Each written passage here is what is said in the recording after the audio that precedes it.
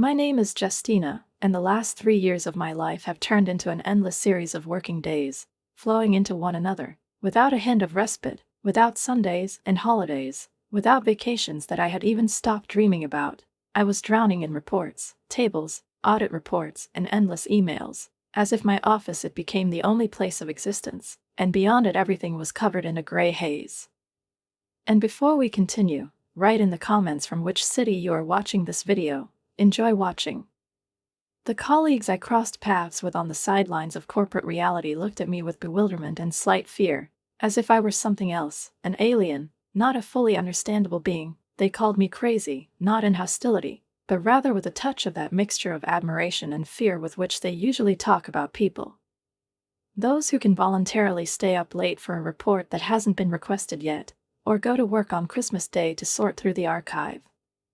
There was gossip among them. Some claimed that I was running away from the shadow of a failed romance in this way, which left behind something difficult that you couldn't get rid of except by working yourself to exhaustion, while others mysteriously shared with each other suggestions that I was saving up for some incredible safari trip around the world. In Tanzania, with yoga in Ubud, with hot springs in Iceland. None of them knew, and could not know, the truth, because I never told it, not because I was ashamed, but simply because I did not consider it necessary. All this time, I'd been saving money not for myself, not for Instagram memories or a 5-star hotel with an ocean view, but for my parents, so that they can finally live with dignity, without this eternal, gnawing poverty, to which they have not gotten used to for 30 years.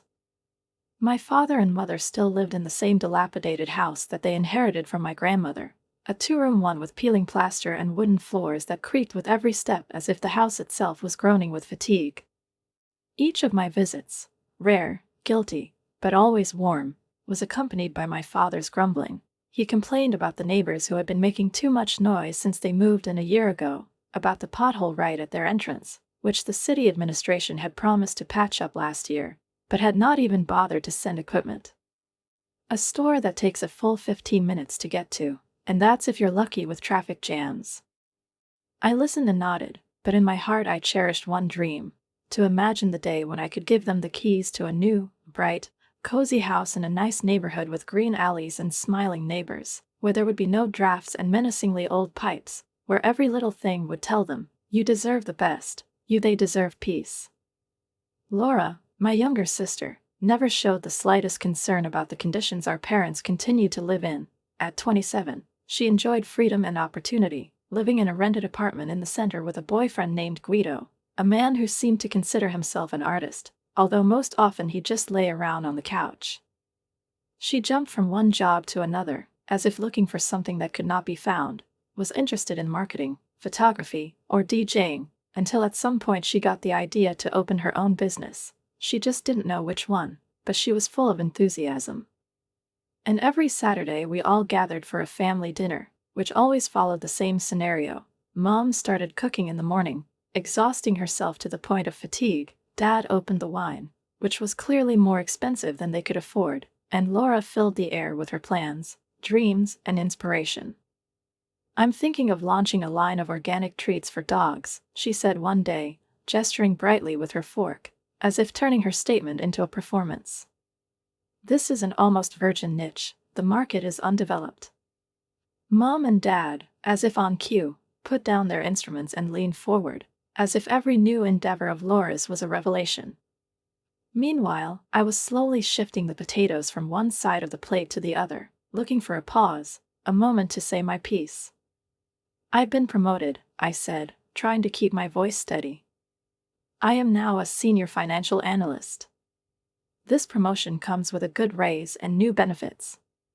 "That's sweet, honey," Mom nodded, but her gaze had already darted back to Laura. "So, Laura, would you bake these delicacies yourself?" It didn't bother me anymore. I was used to being a daughter who aroused less enthusiasm, but more trust. Laura was a dreamer, bright, unpredictable, full of ideas, and I was the one who sent money to my father for dental repairs when insurance covered only part of it, the one who paid for a new water heater when the old one finally gave up in mid-January, the one who gave Laura money to start her next business project. Then it was handmade jewelry, and it lasted exactly 3 months. But I didn't complain. I just kept putting off every bonus, every raise, every penny of the tax refund, all to my housing stock. In 3 years, I turned into an ascetic, ramen noodles, old furniture, lack of vacation. But now, finally, I was ready. I dialed the number of my friend Teresa, who worked as a realtor. "I need a house," I said when we met for coffee. "Not for me. For parents. We need a good neighborhood, preferably with elderly neighbors, close to shops and clinics. No motorcyclists, no busy trails. A place where you can just live." "It's a difficult task," Teresa said, slightly frowning and slightly pursing her lips, but I already knew by the sparkle in her eyes and by the way she silently took a notebook out of her bag and began quickly making notes that she perceived this mission as a personal challenge, as something that must surely be completed successfully. Because she was not just a realtor, but my friend, who knew how much it meant to me, how much effort, time, and hope had been invested in this seemingly simple request, to find a house.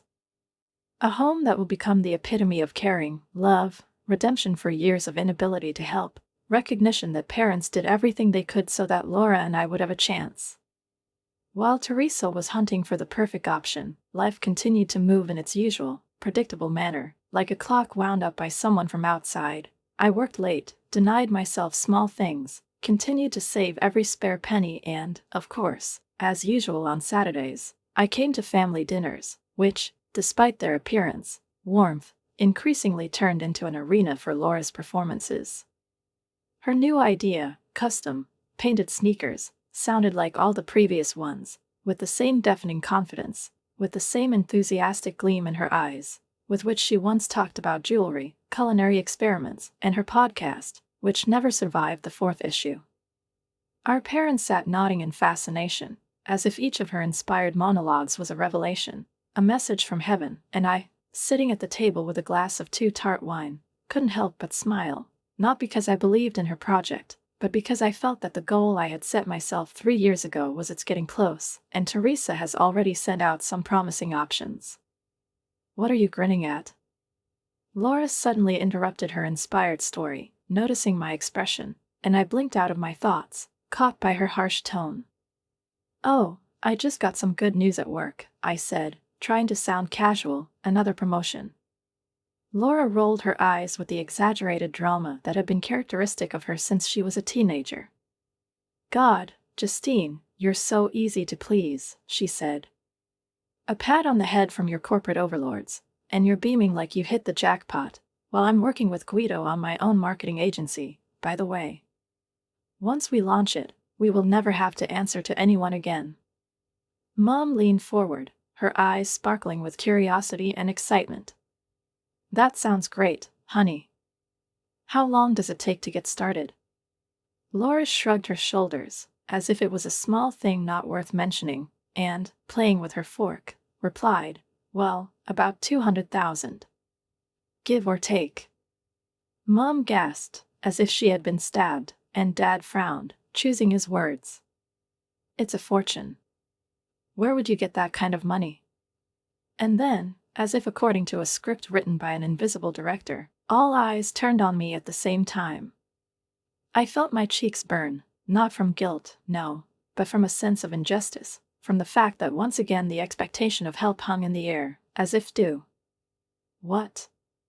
I asked, hoping my voice sounded calmer than I thought it would. "Well," Mom began carefully, "you're doing so well, you're trying so hard, you're always talking about promotions and bonuses." "I don't have $200,000, I said clearly, trying not to let a shadow of doubt tremble in my voice. "Of course not," Laura snorted. "You never want to help me. You just like being on top, bragging about your successes, and clutching all the money to yourself." "I've helped you a lot," I blurted out before I could stop myself. "Do you remember your jewelry business? Or a cooking blog? Or a photo studio? I was invested in all of this. And what happened? All your endeavors burned down in a couple of months." The room was plunged into silence, heavy and viscous, like silence after thunder. Laura's face turned red, she pushed away from the table, abruptly stood up and, slamming the bathroom door, disappeared. When she returned, 15 minutes later, her eyes were red and swollen, and she didn't say a word or look at me for the rest of the evening.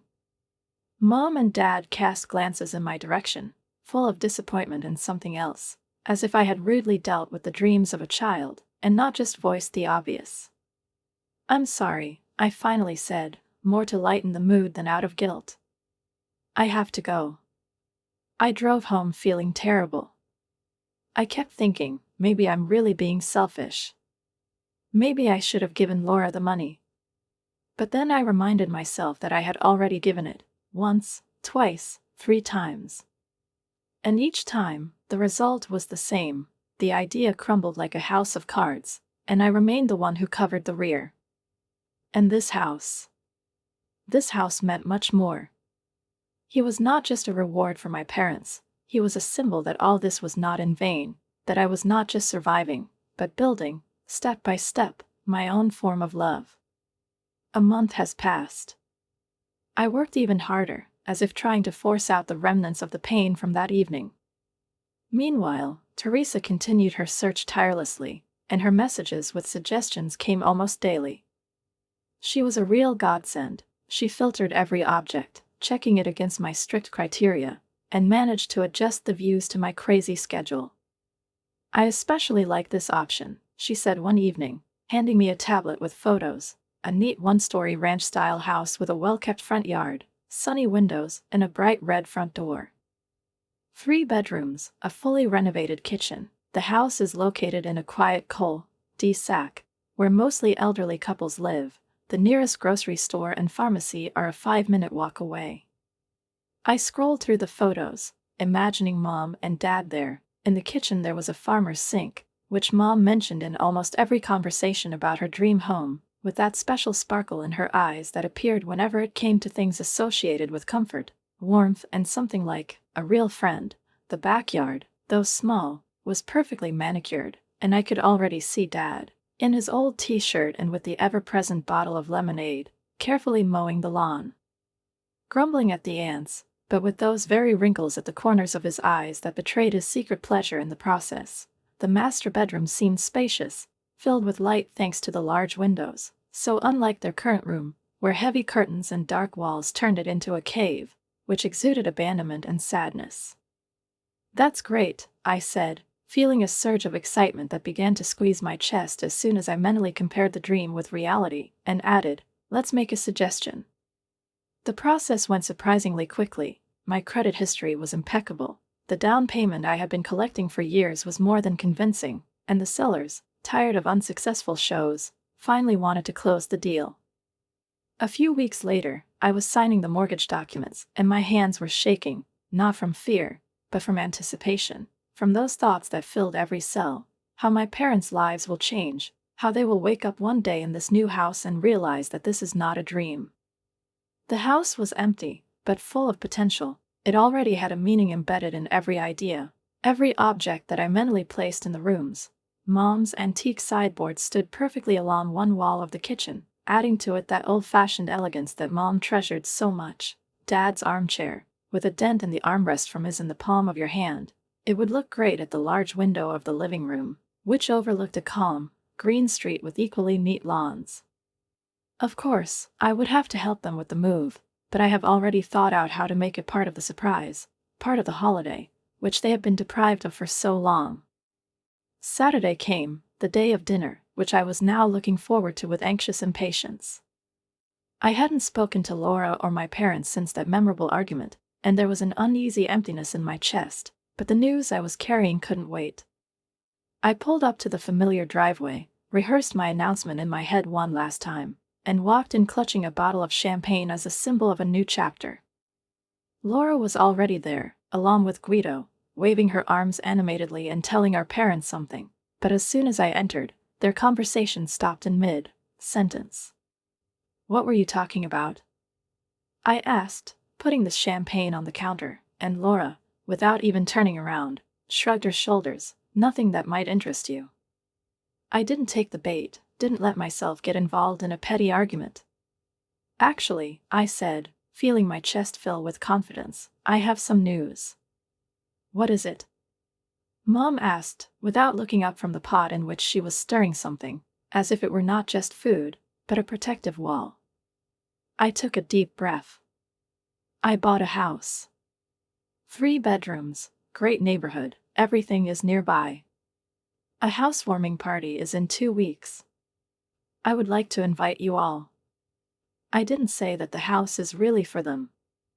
This revelation will come later, at the party itself, when their friends will gather in the house to witness their unexpected joy and my deep, if not always smoothly expressed, love. I had already started applying for the transfer of ownership rights to their names after the holiday. It was not just a surprise, it was a gesture that I had been following all my adult life. Laura's face turned purple. She jumped up from her chair, fished some papers out of her bag and threw them on the table in front of me. The ones that, as I understand it, she showed her parents before my arrival. How could you? Stop it, she screamed, her voice shaking with rage. Guido and I have been planning the launch of our business for several months. Today we showed Mom and Dad our business plan. We need investors, and you know it. And instead of helping your family, you buy yourself a fancy house. I stared at her, stunned, feeling something shrink inside, but not out of guilt, out of surprise. Wait a minute. Do you really expect me to finance your business after all your failures? My voice was calm, but there was pain in it. Why should I do this instead? Finally think about yourself. Because the family doesn't do that. Laura screamed. God, you're so selfish, you've always been jealous of me. Guido had the decency to look embarrassed, but despite this, he stood next to Laura, as if in some kind of cheap play. She grabbed her purse and abruptly dropped it. Come on, Guido. I can't be in the same room with her. They stormed out the front door, slamming it so hard that Mom's decorative plates rattled as if offended. I turned to my parents, expecting, no, hoping, that they would understand that Laura had gone too far, that she was putting her ambitions ahead of reality again, that I at least deserved recognition, if not gratitude. But Mom only slowly shook her head, and her voice, quiet but as if icy, pierced me to the depths. Justina, could you help your sister? Instead of spending all that money on yourself. She really needs a chance. Are you serious? I gasped, barely audible, almost in a whisper. I helped her with all her idiotic schemes. I helped you with bills, repairs, and food. And now I'm being selfish because I bought a house. My father didn't look me in the eye. He turned away, as if he didn't believe what he had to say. Laura has a real talent. She just needs a chance to prove herself. I looked from one parent to the other, suddenly seeing them clearly. They will always choose Laura. They will always look at her with that strange, almost mystical trust, as if there was something more behind her than just failures, as if each of her failures was a step towards a great future, whereas my achievements were always taken for granted, without much enthusiasm or gratitude, as if perseverance, stability, and discipline was not a virtue, but a form of boredom. It became unbearably difficult for me to breathe in this room, saturated with unspoken resentments, discontent, and expectations that never coincided with my own. I have to go, I said, in a voice that was trembling treacherously, but not from doubt, from fatigue. I left the untouched dinner plate and the bottle of champagne, which I had been carrying with such trepidation and hope, dreaming that I could share the joy with them, which now seemed like a stupid illusion, and left without waiting for goodbye. I drove home, slowly this time, letting the anger and resentment fade into the dim lights of the city, but despite the rage, despite the internal ashes left after the conversation, I still clung to my original plan, like a child clinging to the promise of a fairy tale. They didn't know that the house was designed just for them, that every square meter, every touch and element was planned with love and care, which they probably never expected from me. I hoped that when they found out everything, when they realized how much I had invested, not only money, but also hopes and feelings, it would fix everything, that the surprise would turn everything around, make them look differently, soften their hearts. The next day, I posted photos of my new home on social media, not for the sake of bragging, but because I wanted to share this milestone with those who knew me, who saw how I was heading for it. A spacious living room in the morning sunlight, a snow-white kitchen, and even the very backyard that I already saw in my mind with blooming flowers and Dad installing a garden bench. I wrote a short but sincere message about the opening of a new chapter and invited everyone to a housewarming party. I noted colleagues, friends, even distant relatives, whose names I remembered with effort, but with warmth. The answers came like rain: congratulations, warm words, people promised to come, and I felt my heart thaw, even if not completely. I sent separate messages to my parents and Laura, politely, with the date and time, without saying a word about what exactly awaits them. There was no answer, but I wasn't worried. I knew they needed time to cool down, to process everything. They had to come, because this was their home, even if they didn't know it yet. The next 2 weeks were spent in feverish preparation. I painted the walls in the colors that my mother liked: soft sage, creamy white, gray-blue, like the spring sky before the rain. I rearranged the furniture, remembering how my father loved to sit by the window, holding a cup of coffee in his hand. I even hung curtains similar to those that hung in our childhood home. Every decision was made with them in mind, as if I were preparing not an interior, but a stage for a long-awaited reconciliation. And so, 2 days before the housewarming party, I heard a sharp, almost aggressive knock on the door of my apartment. When I opened it, Laura was standing there, her arms crossed over her chest, and her eyes were sparkling with ice and something else: impatience, disappointment, or maybe stubbornness tempered in a multitude of her own fragments. "We need to talk," she said, without waiting for an invitation, pushing past me into the living room. I stood there, watching her walk past my bookshelf, tracing the spines with her finger, past the photos from my graduation, as if looking for proof that I was still no different from the boring, correct version of myself. "What do you want, Laura?" I finally asked, already knowing that talking wasn't going to be easy. She whirled around, eyes blazing, lips pressed into a line of determination. "I want to talk about the house," she said. "You need to sell it. Sell it and give me money for my business." It was said with such a matter-of-factness, with such calmness, that I couldn't help but feel anger bubbling up inside me. "Are you crazy?" I asked, feeling my voice getting firmer by the second. "I'm not selling my house. Especially not to finance another one of your failed endeavors." Laura's face darkened, as if a shadow had fallen on it. "Unsuccessful endeavors? What the hell is that supposed to mean?" "It means exactly what you think it means," I said, feeling the irritation that had been building up for years begin to find a way out. "Jewelry business. I gave you $5,000, and he didn't last 3 months. A culinary blog. I bought you equipment, and you quit after 6 months. The posts, the photo studio that Mom and Dad helped you rent, you spent 2 shoots there, and then decided that photography wasn't your passion."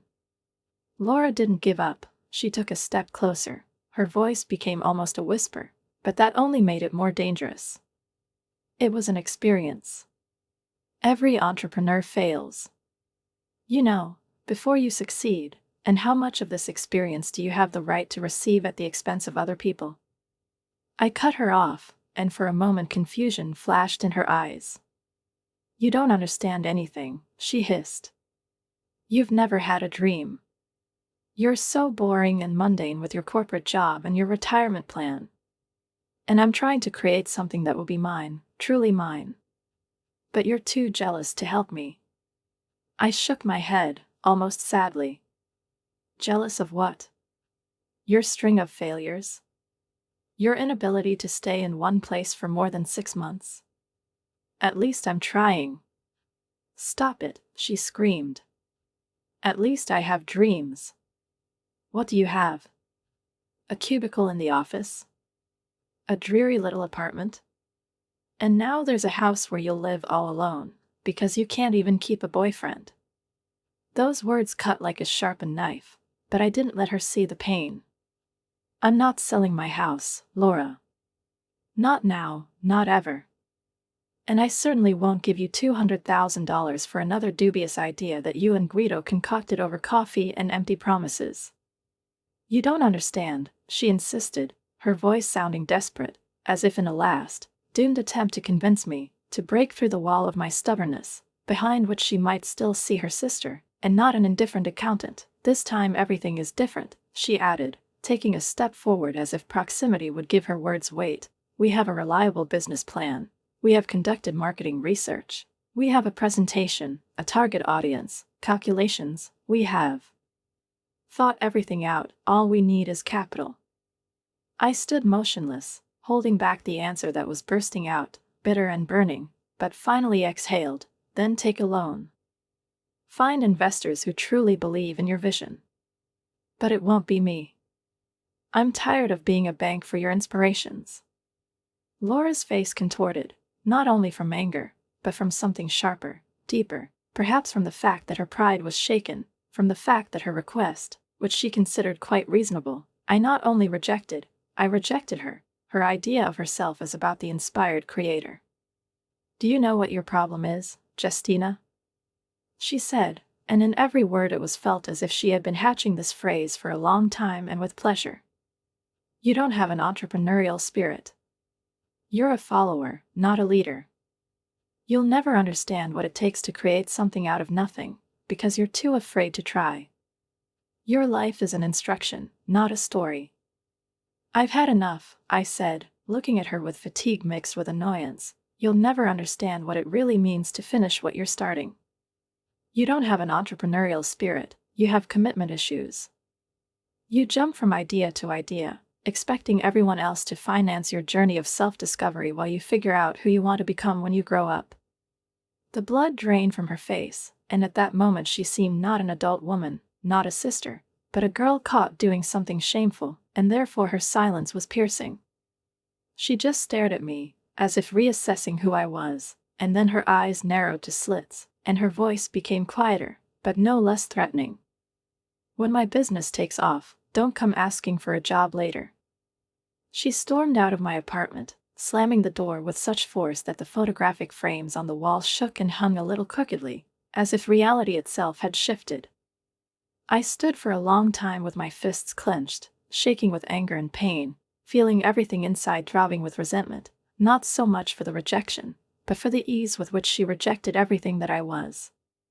But despite her threats and the anger burning in my chest, I continued to prepare for the housewarming. I bought food, expensive, delicious, the kind that my mother always loved, goat cheese with herbs, olives with lemon, mini crostini with rosemary. I ordered drinks, champagne, red wine, lemonades, and even craft beer, which my father loved. I chose the decorations with such care, as if I were going to receive the heads of state, garlands of soft warm light, fresh flowers, tablecloths, steamed and perfectly spread. I rented tables and chairs and hired a cleaning company to make every corner shine like a temple of a new chapter in my life. The day before the party, the phone rang. The screen said, "Mom." For a moment, the fingers froze over the screen. The desire to reset the call was fighting with an inextinguishable curiosity, and in the end, the latter won. "Hi, Justina," her mother's voice was cold, as if carved from marble. "I need to talk to you about that cruelty you said to your sister." I closed my eyes and counted to 10, trying to keep my breathing steady. "What kind of cruelty, Mom?" "You know, she calls herself a loser, says she'll never succeed in business." "How could you be so heartless?" Her voice became sharper. "You broke her heart. She was counting on you." I didn't say she'd never succeed, I corrected myself. I said that at the moment she has not achieved anything, and I am not ready to invest in another attempt by her. It takes time. "We always knew you were selfish, Justina," she said, and there was no doubt in her voice, only condemnation. "But now you've outdone yourself." "Selfish?" I asked incredulously, almost bursting out laughing, but the laughter stuck somewhere deep in my throat. "I've been helping you for years. Every time I needed money for repairs. Every time Laura needed to start over. I've always been there for you. And now, when your sister needs you the most, you buy yourself a fancy house instead of supporting her. It's a shame.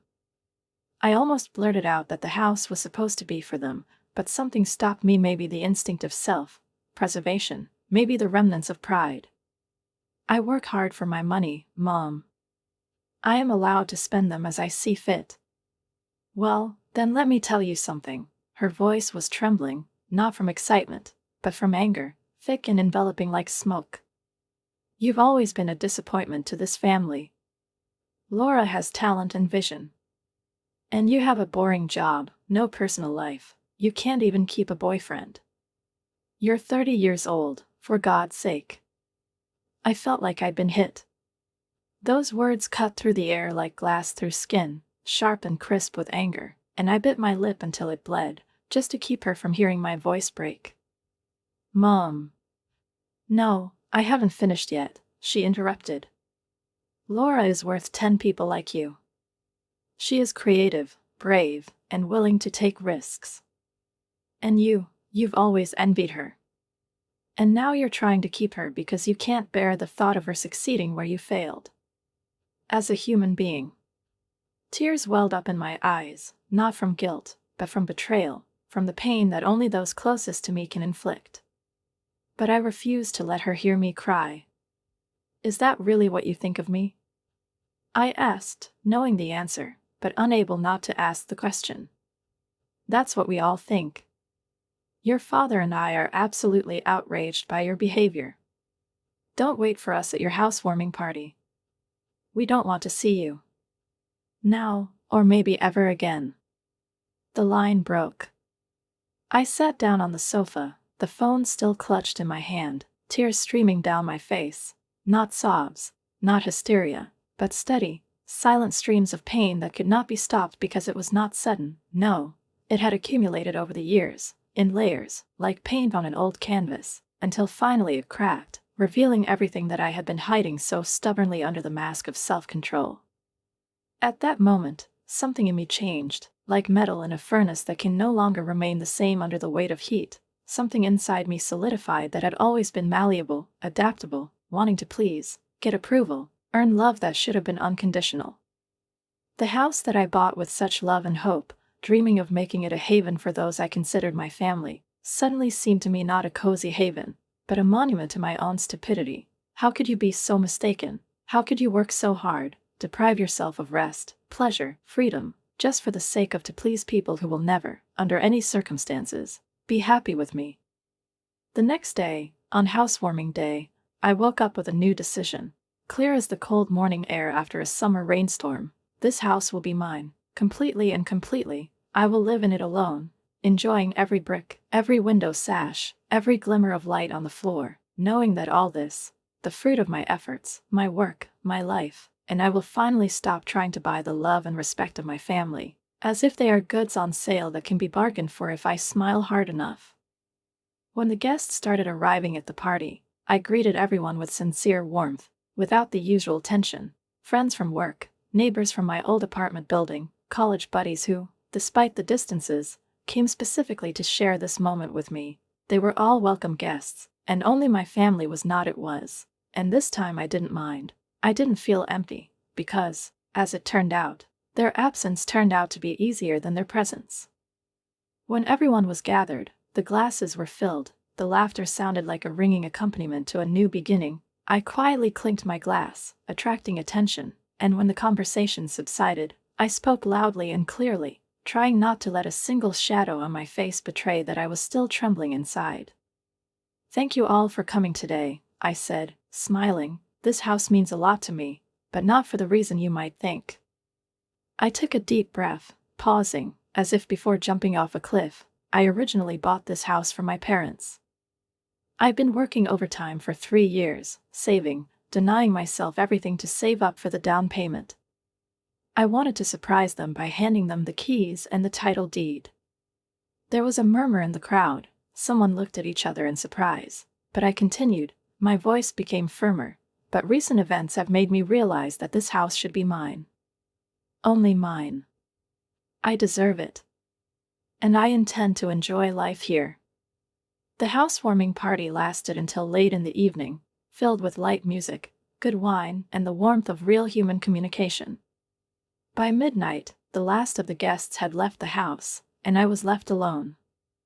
And although the phrase, "my new home," still seemed unusual, there was more and more confidence in its sound, as if every minute in these walls asserted my right to them. I stayed awake, walked through the rooms, cleaned, arranged furniture, touched the walls, imagining how my life would be here, a life in which I was my own mistress, and this was not loneliness, but freedom. Around 1 o'clock in the morning, my phone started vibrating with incoming messages, all from my parents. "Justina. We need to talk. Please call us back. Maybe we went too far. Of course, we will accept this house." I laughed, loudly, sincerely, and with unexpected relief, because there was no concern or remorse in that sentence, but pure, transparent, almost crystalline greed. Obviously, one of the guests had told them about my speech, and now they were desperately trying to regain power by wrapping it in a pseudo-confrontation. I didn't answer. Instead, I turned off my phone, carefully made the bed in the bedroom that was now definitely mine, and fell asleep for the first time in weeks feeling calm, as if I had finally stopped running after someone and started walking to my room. The next morning, I woke up to the soft sunlight pouring through the windows, unfiltered, clear as a promise. I brewed strong black coffee in my kitchen, inhaled the aroma, and, taking a cup, went out onto the porch, also mine, which rightfully belongs to me. I sat and watched the neighborhood come to life, a woman in pajamas walking her dog, a neighbor across the street taking out the trash, and cars slowly pulling along the asphalt, which was still wet with dew. Everything was so casual and beautiful that it took me a moment to hear a car pull up to my house. My parents came out of it. Everyone was carrying a suitcase. My father also carried a large cardboard box tied with string. They walked to my front door with such confidence, with an almost scenic sense of entitlement, as if they were returning home after a long trip, confident that they were expected here. I opened the door before they could ring the bell. "Good morning," I said, standing in the doorway, blocking the entrance. Mom looked past me, as if she wanted to make sure that everything could still be changed. "Aren't you going to invite us?" The father, shifting awkwardly from one foot to the other, stared at the box in his hands. "Does it depend on why you're here with the suitcases?" Mom smiled broadly, and there was that forced cheerfulness in her voice that she used when she wanted to get something. "Well, we moved, of course. We got your messages from the party. We understand that this was supposed to be a surprise." I leaned against the door jamb, not so much out of fatigue as to keep my balance, because emotions, like waves during a storm, sometimes came with such force that it seemed they were about to knock me down, then retreated, leaving behind a viscous silence in which it was impossible to breathe or think. "It's funny, isn't it?" I said, bowing my head slightly. "Yesterday, Mom, you were disgusted with me. You said you never wanted to see me again, and now you're standing on my doorstep with a suitcase in your hand and with a face that I see for the first time in a long time. At least some shadow of embarrassment." "I may have spoken hastily," she said, looking away, as if trying to hide behind a familiar gesture, the very manner in which she always reduced conflict to misunderstanding, emotion, and momentary weakness. "You know how worried I am about Laura." "Yes, Mom," I nodded, feeling an old, long, forgotten, but still lingering feeling rise up in me, the same feeling that came up every time I saw you worrying about Laura. "I know exactly how worried you are about Laura. I know how worried you were about her when she failed her exams and you blamed the teachers. How worried you were when she quit job after job, and you assured everyone that her superiors underestimated her. And like you, Mom, you never worried about me, because I've always been independent, reasonable, reliable." "It's not fair," my father protested weakly, looking up, but his voice sounded uncertain, like that of a man who doesn't believe in his own words. "Isn't that right?" I turned to him. "You took every penny I gave you over the years, without hesitation, asking for more, and you saw how I helped Laura over and over again when she was in debt or in trouble, but the only time I decided to do that, That's just for yourself. You called me selfish and rejected me, as if I betrayed you, and not just chose myself." "We were upset," Mom said softly, and there was weariness in her voice, but not remorse. "You have to understand that Laura's dream means everything to her." "What about my dreams?" I asked this question as simply as if I were asking about the weather, but there was a whole life behind it. "Have they ever mattered to you? Have you ever asked me what I want?" My parents exchanged awkward glances, as if they were wondering for a second how to answer a question they weren't ready for. "Of course we did," my father finally said, "but you've always been so capable, so independent. And Laura needs a lot of support." "Well, she'll have to find her somewhere else," I said evenly, and the silence that followed seemed almost palpable. "Because this house is mine now. Not theirs. Not yours. My." Mom's friendly facade cracked, and her smile disappeared, as if a mask had slipped off her face. "You can't be serious," her voice wavered, but then it became hard. "You told everyone that you bought it for us. And I told everyone that I had changed my mind. This house is registered in my name. I live here. We are your parents." Mom raised her voice sharply. "You owe us." "I don't owe you anything anymore," I replied, feeling a calm, steady power rising inside me. Not a single explanation, not a single concession, not a single square meter. Dad put the box on the porch. His face frowned. "That's ridiculous.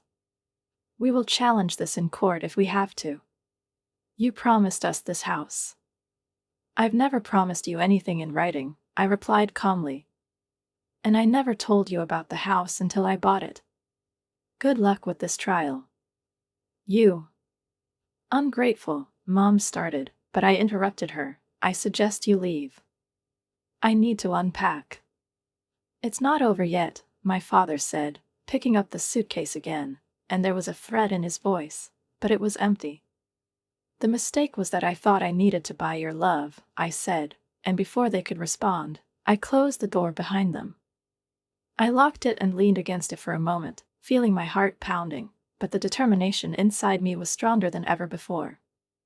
Over the next few weeks, they tried everything they could think of, from tearful messages to accusations, from angry voicemails to attempts to pressure me through relatives, as if exposing me as the villain in a family drama. I blocked numbers, restricted access on social media, didn't get into arguments, and focused on the main thing, myself and my new home. I made it truly my own. Each room found its own face. I furnished everything the way I wanted, chose light shades, arranged books by color, planted a garden in the backyard, where roses and lavender were now blooming, and even joined a local association, participating in the life of the area that became my truly dear. I started dating an architect, a kind, sensitive man who lives on the same street, and even though sometimes I felt uneasy and doubts rose up like mist from the river, I still wondered what would have happened if I had followed the original plan. Would my parents appreciate my sacrifice? Would they sell the house for Laura's next business venture? Would Laura have been successful with more money behind her? But deep down, I knew all the answers. My parents would have taken my gift for granted, as always, without gratitude, without understanding. Laura would have squandered the money and moved on to the next great idea, and I would have been left alone, with a mortgage, an empty house, and a broken heart. And now I had a home, I had friends who appreciated me, I had a sense of inner dignity and a quiet, deep knowledge that I was finally standing up for myself. The doorbell rang. It was my date, just in time. I took my purse and went to dinner. And as I closed the door behind me, I felt a sense of peace. This is my life now, and for the first time I'm living it for myself. Write a comment on what you think about this story and don't forget to subscribe to the channel and like it. See you soon.